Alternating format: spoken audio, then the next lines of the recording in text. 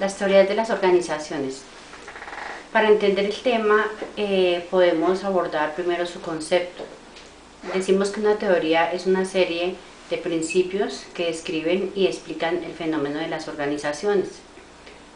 ¿Para qué sirve una teoría? Para comprender, para predecir y para controlar lo que pasa al interior de cada una de las organizaciones.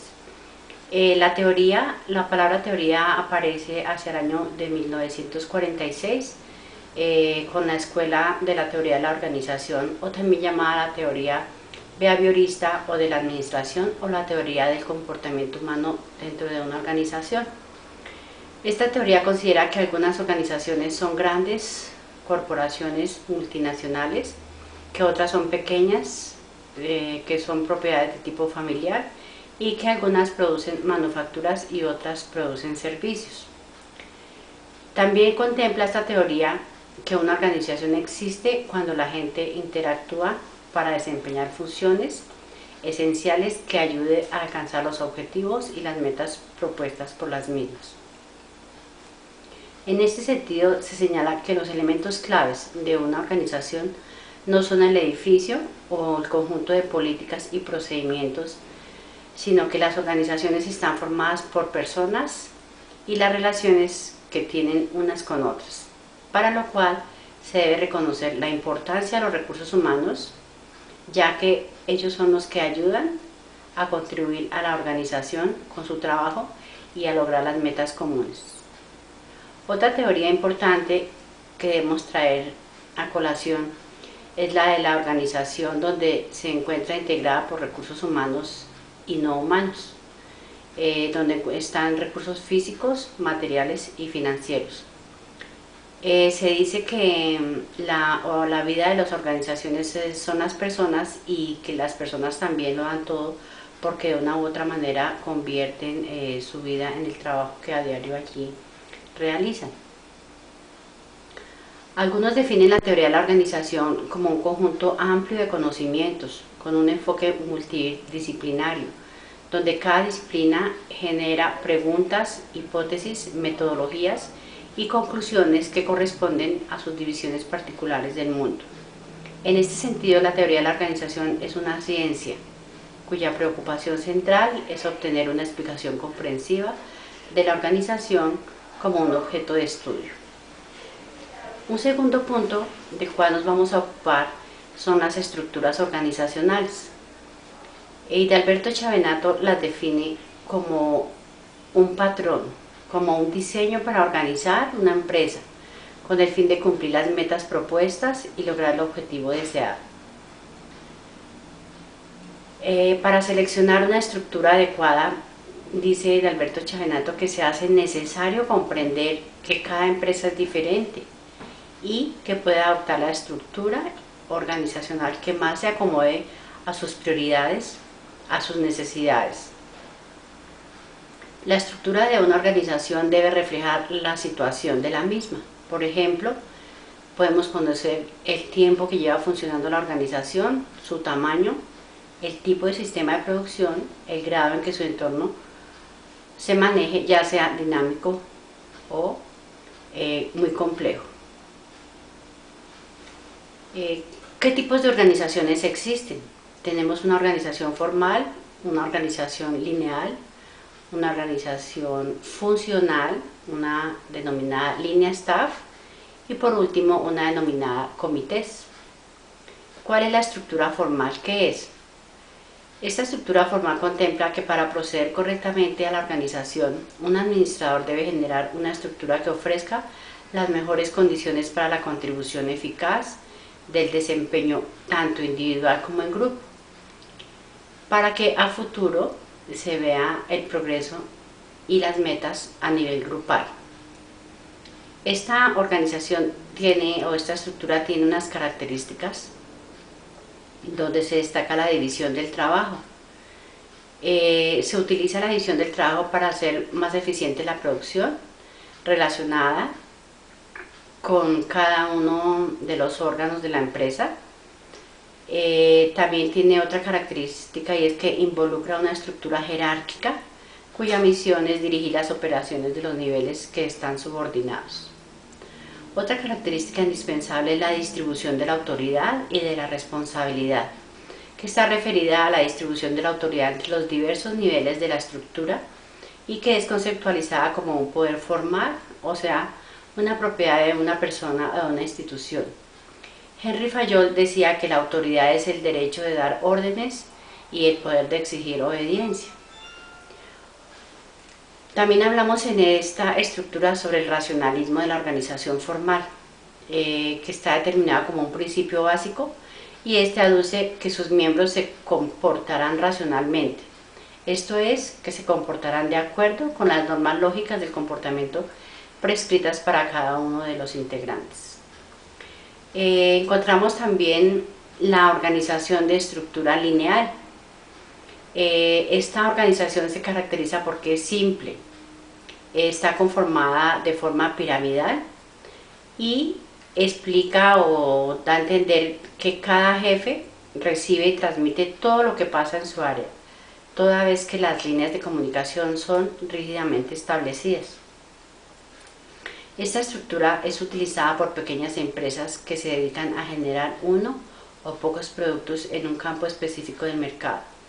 Esta estructura lineal es rápida, es flexible, es de mantenimiento de bajo costo y su contabilidad es clara. Además, la relación entre superiores y subordinados es cercana y la toma de decisiones se hace ágil por la misma estructura pequeña de la empresa. Tiene algunas características como que la autoridad es única y es absoluta del superior sobre sus subordinados. Tiene líneas formales de comunicación.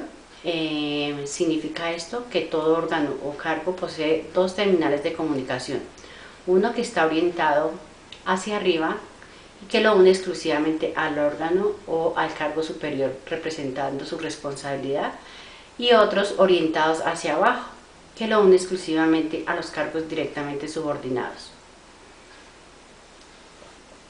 Hablamos también de la centralización de las decisiones en esta estructura lineal y nos explica a ella que solo existe una autoridad máxima que centraliza todas las decisiones y que desde allí se controla la organización.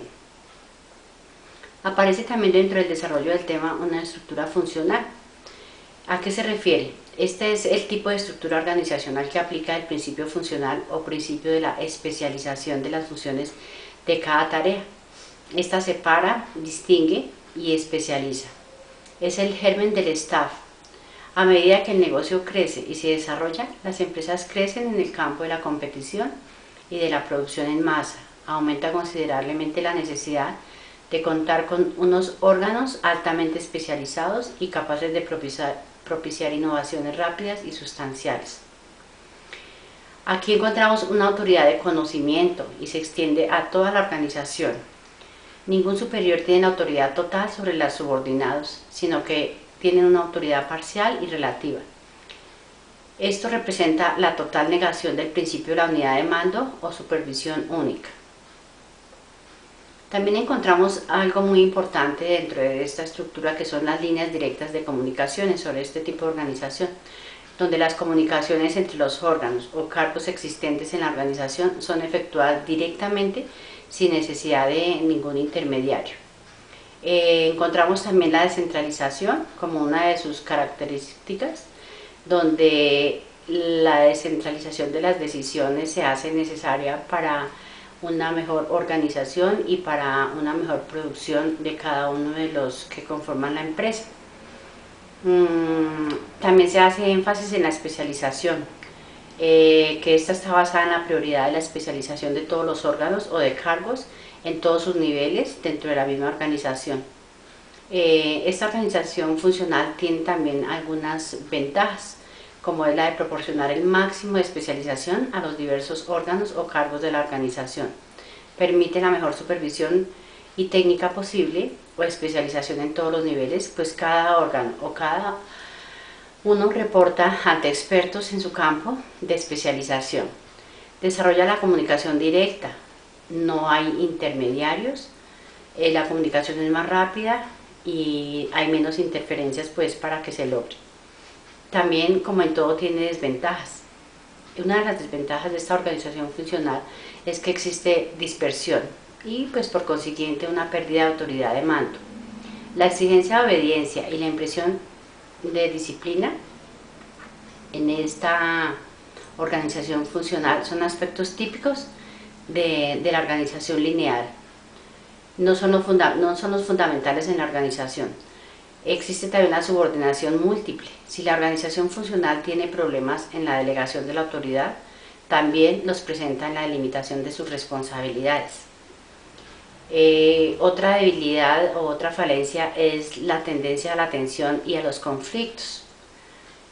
La rivalidad y la competencia, unidas a la pérdida de visión del conjunto de la organización, pueden conducir a divergencias y a la multiplicidad de los objetivos que pueden ser antagónicos, lo cual pues se obtendría como resultado la tensión, conflicto entre los mismos especialistas que desarrollan los trabajos.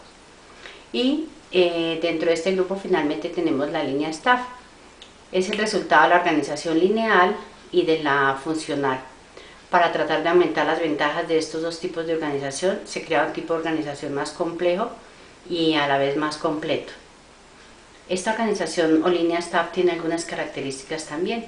Por ejemplo, la fusión de la estructura lineal con la estructura funcional, con predominio de la estructura lineal obviamente, y siempre va a existir una autoridad lineal de un órgano sobre sus subordinados, y también existe la autoridad funcional de un órgano de staff sobre los demás órganos de la empresa cuando se trate de asuntos de especialidad. Las ventajas que tenemos también en esta clase de organización lineal staff es que tiene la ventaja de ofrecer un área de asesoría y de prestación de servicios en los que predomina la estructura lineal.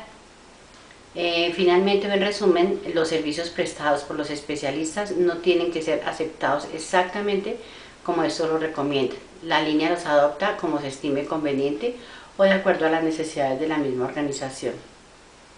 Desventajas también las tiene. Por ejemplo, el asesor del staff es generalmente un técnico con preparación profesional, mientras que el hombre de línea se forma en la práctica, promovido por la experiencia y por los conocimientos adquiridos directamente en el trabajo. El primero trata con el conocimiento y el segundo con la experiencia inmediata. Y otra división de las estructuras y la última dentro de este grupo es una que se le ha denominado como estructura por comité. Los comités han recibido una infinidad de denominaciones como comisiones, juntas, consejos o grupos de trabajo. Se sabe poco sobre su naturaleza y contenido. Se dice que no existe una uniformidad de criterio, pues algunos comités desempeñan funciones administrativas, otras funciones técnicas y otros estudian problemas e incluso otros solo dan recomendaciones. La autoridad dada a los comités es tan variada o tan variable que existe bastante confusión acerca de su naturaleza. Para algunos autores, el comité es un tipo distinto de organización de asesoría que no posee características de la organización en línea. En síntesis, un comité es un grupo de personas al que como grupo se le entrega un asunto para que lo estudie. Es esta característica de acción en grupo la que distingue al comité de otros instrumentos administrativos. Otro punto que vamos a tratar es el entorno organizacional. ¿Qué importancia tiene? ¿Qué es el entorno organizacional? ¿Por qué se le llama entorno mediato y entorno inmediato? ¿Qué factores pueden influir? Entonces, al respecto decimos que toda empresa que desee funcionar adecuadamente y obtener unos buenos resultados debe prestarle mucho interés al tema del entorno, o debe hacer todo el propósito por conocer lo mejor posible el entorno que lo rodea, así como tratar de adaptarse al mismo, y de esta manera podrá lograr o conocer las amenazas y las oportunidades que se le presentarán, y está obviamente en situación de tomar ventaja de aquellas amenazas que realmente se pueden tomar más como oportunidades que como falencias, pues, para dejar de caer la empresa. Las empresas no son entes aislados, existen en un entorno que las afecta y al que se debe responder. Este entorno del que hablamos está formado por la organización física, por la competencia, por la misma comunidad regional o local. La facilidad para adquirir los recursos, en resumen, por todo el conjunto de elementos que rodean la organización, es importante. La organización depende del entorno para lograr alcanzar sus recursos, que normalmente son escasos, por lo cual tendría que competir para conseguirlos. El análisis del ambiente externo es esencial para conocer el origen de las oportunidades y amenazas en que se encuentra la empresa, de la capacidad de analizar y de predecir lo que puede llegar a afectar las fuerzas del entorno en el desarrollo de la compañía, de la empresa o de la organización. Esto resulta fundamental para desarrollar una estrategia empresarial adecuada. Después de referirnos al entorno externo, también podemos hablar de un entorno interno. El entorno interno de la empresa está constituido por sus recursos y competencia. Los recursos se dividen en recursos tangibles, que son aquellos que pueden ser cuantificados. Hablamos, por ejemplo, de los recursos financieros, de los humanos y los físicos. Y los recursos intangibles, que son difícilmente cuantificables, pero que aportan ventaja competitiva a la entidad. Dentro de estos recursos intangibles podemos tener en cuenta la tecnología, las habilidades humanas y la misma reputación. El entorno interno está basado en ¿qué? En cambios de la estructura de la compañía, en la cultura organizacional, en la misma productividad. También está por las fortalezas y debilidades, por el control de inventarios, por la distribución y control de calidad y por el mismo servicio al cliente. El entorno interno organizacional está relacionado con objetivos, con metas, con los empresarios y los administradores, con las relaciones humanas y la tecnología que se tenga disponible. Y el entorno externo organizacional tiene que ver con los factores sociales, económicos, culturales y políticos. ¿Qué agentes intervienen en las organizaciones? Toda organización, para desarrollar sus diferentes actividades, tiene que relacionarse con agentes internos y también externos.